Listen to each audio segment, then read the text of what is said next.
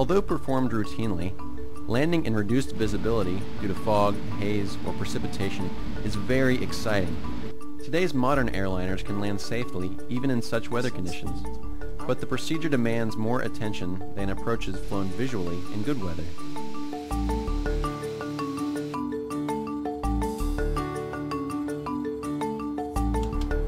Okay for approach.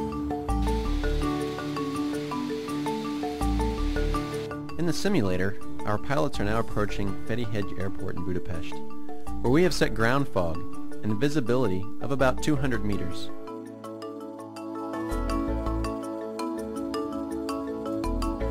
At Ferihegyi, just like at any other airport with the necessary equipment, a Boeing 737NG can land safely, even in very low visibility.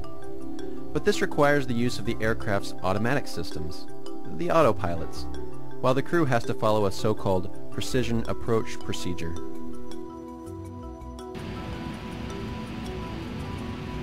For precision approaches, there's a system called Instrument Landing System, or ILS. At airports equipped with ILS, special radio signals provide an invisible tunnel that can precisely guide an airplane down to the runway.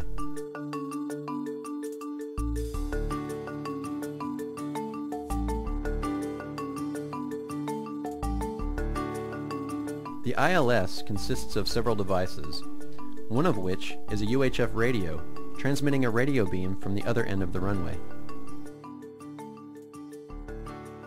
The radio beam is called localizer and abbreviated as LOC. The instruments on an aircraft detect and interpret the signals and display the deviation from the ideal course. The autopilot can follow the radio beam automatically and fly a precision approach to the airport, even in very poor visibility.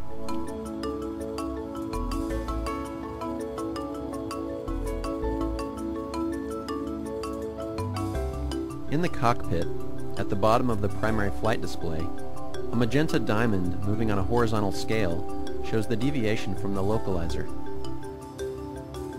When the diamond is at the middle, the aircraft is right on the final course. If the diamond moves to the left, the designated path is also to the left, so the aircraft should alter its heading to the left until the diamond is centered.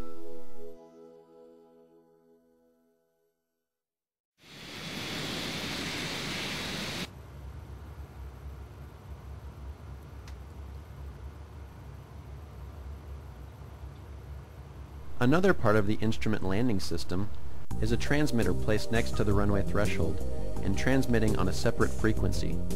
This radio beam designates a vertical path that a descending aircraft has to follow in order to touch down at the beginning of the runway. This radio signal, helping descent, is called glide slope and abbreviated as GS.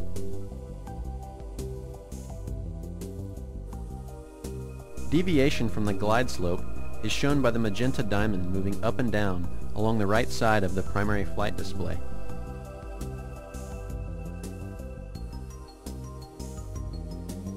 While the aircraft is below the descent path, the diamond stays at the top of the scale, indicating that the glide slope is above.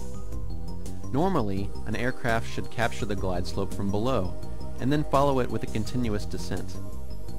If the diamond moves downwards from the center of the scale, the aircraft is above the glide slope, so a faster descent is necessary.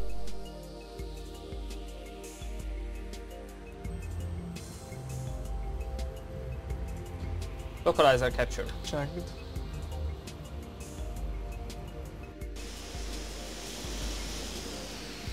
To sum up, the ILS is a navigation system that makes it possible to carry out a precision approach and a safe landing even in extremely poor visibility. Both approach and the landing can be carried out automatically. ILS approaches have different categories.